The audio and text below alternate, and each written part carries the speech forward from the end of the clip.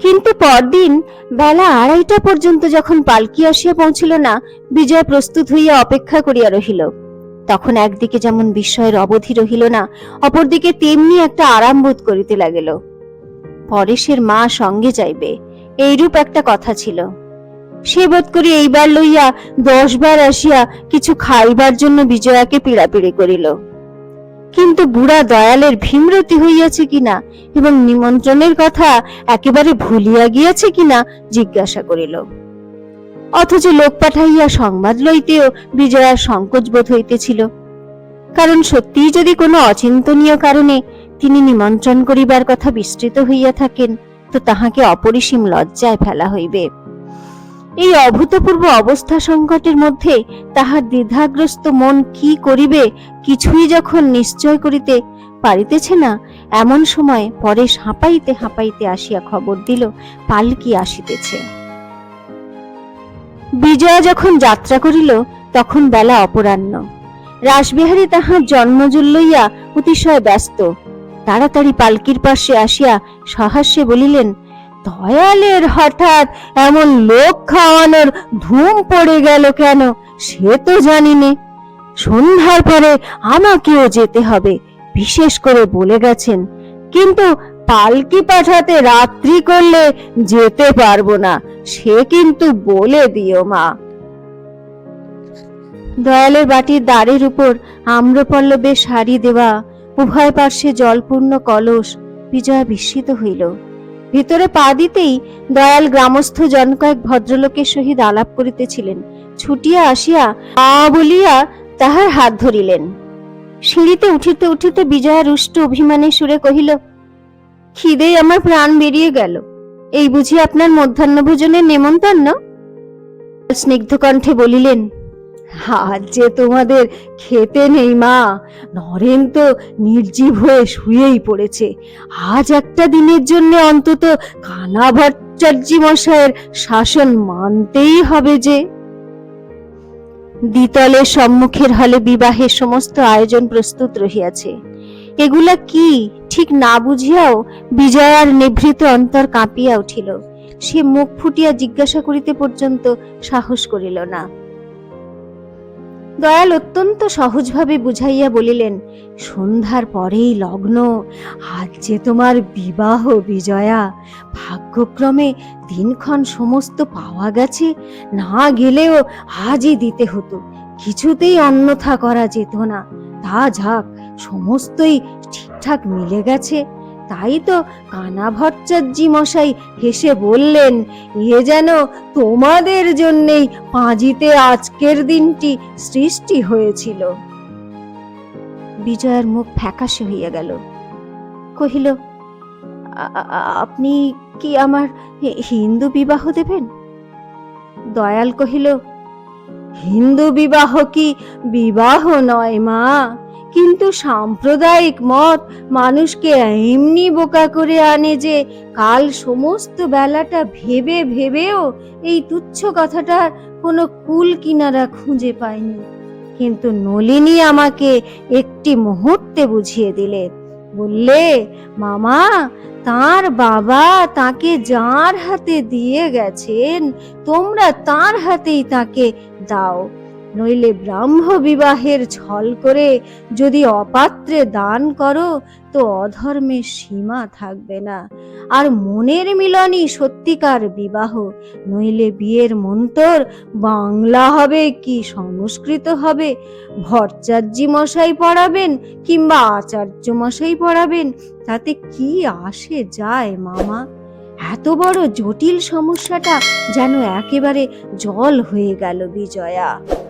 মনে মনে বললুম, ভগবান, তোমার তো কিছু অগোচর নেই, এদের বিবাহ আমি যে কোনো মতেই দিই না, তোমার কাছে যে অপরাধী হব না সে নিশ্চয় জানি। তবুও বললুম, কিন্তু একটা কথা আছে যে নলিনী, বিজয়া যে তাদের প্রতিশ্রুতি দিয়েছেন, তারা যে তারই উপর নির্ভর করে চিন্তা হয়ে আছেন, এ সত্য ভাঙবে কি করে? নলিনী বললে, মামা, তুমি তো জানো বিজয়ার অন্তর্যামী কখনো সায় দেননি। তার চেয়ে কি বিজয়ার বলাটাই বড় হলো? তার হৃদয়ের সত্যকে লঙ্ঘন করে কি তার মুখের কথাটাকেই বড় করে তুলতে হবে? আমি আশ্চর্য হয়ে বললুম, তুই এসব শিখলি কোথায় মা? নলিনী বললে, আমি নরেনবাবুর কাছেই শিখেছি। তিনি বারবার বললেন, সত্যের স্থান বুকের মধ্যে, মুখের মধ্যে নয়। কেবল মুখ দিয়ে বার হয়েছে বলেই কোনো জিনিস কখনো সত্য হয়ে ওঠে না। তবুও তাকেই যারা সকলের অগ্রে, সকলের ঊর্ধ্বে স্থাপন করতে চায়, তারা সত্যকে ভালোবাসে বলেই করে না, তারা সত্য ভাষণের দম্ভকেই ভালোবাসে বলে করে। একটুখানি চুপ করিয়া বলিলেন, তুমি নরেনকে জানো না মা, সে যে তোমাকে কত ভালোবাসে তাও হয়তো ঠিক জানো না। সে এমন ছেলে যে অসত্যের বোঝা তোমার মাথায় তুলে দিয়ে তোমাকে গ্রহণ করতে কিছুতেই রাজি হতো না। একবার আগাগোড়া তার কাজগুলো মনে করে দেখো দিকি বিজয়া। বিজয়া কিছুই কহিল না, নিঃশব্দে নতমুখে কাঠের মতো দাঁড়াইয়া রহিল। নলিনী ভিতরে কাজে ব্যস্ত ছিল। খবর পাইয়া ছুটিয়া আসিয়া বিজয়াকে জড়াইয়া ধরিল, কানে কানে কহিল, তোমাকে সাজাবার ভার আজ নরেনবাবু আমাকে দিয়েছেন, চলো। বলিয়া তাহাকে এক প্রকার জোর করিয়া টানিয়া লইয়া গেল। ঘণ্টা দুই পরে তাহাকে ফুল ও চন্দনে সজ্জিত করিয়া নলিনী বধূর আসনে বসাইয়া সম্মুখে বড় জানালাটা খুলিয়া দিতেই তাহার লজ্জিত মুখের উপর দক্ষিণের বাতাস এবং আকাশের জ্যোৎস্না যেন একই কালে তাহার স্বর্গত মাতা পিতার আশীর্বাদের মতো আসিয়া পড়িল। যিনি সম্প্রদান করিতে বসিলেন, শোনা গেল তিনি কোনো এক সুদূর সম্পর্কে বিজয়ার পিসি। এক চক্ষু ভট্টাচার্য মশাই মন্ত্র পড়াইতে বসিয়া দাবি করিলেন, 2-3 পুরুষ পূর্বে তাঁরাই ছিলেন জমিদার বাটির কুলপুরোহিত। বিবাহ অনুষ্ঠান সমাধা হইয়া গিয়াছে, বরবধূকে তুলিবার আয়োজন হইতেছে। এমন সময় রাসবিহারী আসিয়া বিবাহ সভায় উপস্থিত হইলেন। দয়াল উঠিয়া দাঁড়াইয়া সসম্মানে অভ্যর্থনা করিয়া কৃতাঞ্জলি হইয়া কহিলেন, এসো ভাই, এসো। শুভ কর্ম নির্বিঘ্নে শেষ হয়ে গিয়েছে।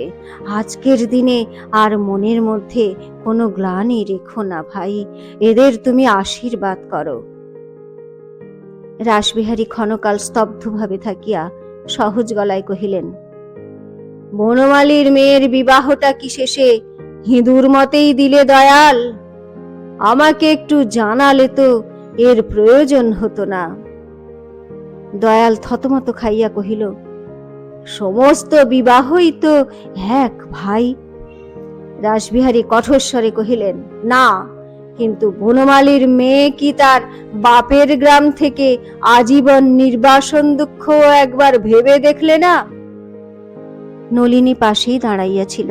সে কহিল, তার মেয়ে তার স্বর্গীয় পিতার সত্যকার আজ্ঞাটাই পালন করেছে, অনুষ্ঠানের কথা ভাববার সময় পায়নি।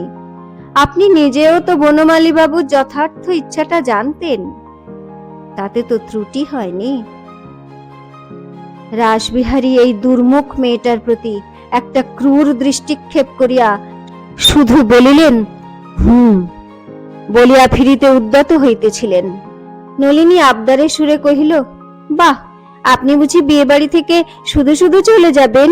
সে হবে না, আপনাকে খেয়ে যেতে হবে। আমি মামাকে দিয়ে কত কষ্ট করে আপনাকে নিমন্ত্রণ করে আনিয়েছি। বিহারী কথা কহিলেন না, শুধু আর একটা অগ্নিদৃষ্টি তাহার প্রতি নিক্ষেপ করিয়া ধীরে ধীরে বাহির হইয়া গেলেন। কথাশিল্পী শরৎচন্দ্র চট্টোপাধ্যায়ের লেখা অবিস্মরণীয় উপন্যাস দত্তা আজ শেষ হলো। যদি আমার গল্প পাঠ আপনাদের ভালো লেগে থাকে তাহলে আমার সঙ্গে থাকুন। আমার চ্যানেলটি লাইক, শেয়ার, কমেন্ট এবং সাবস্ক্রাইব করুন।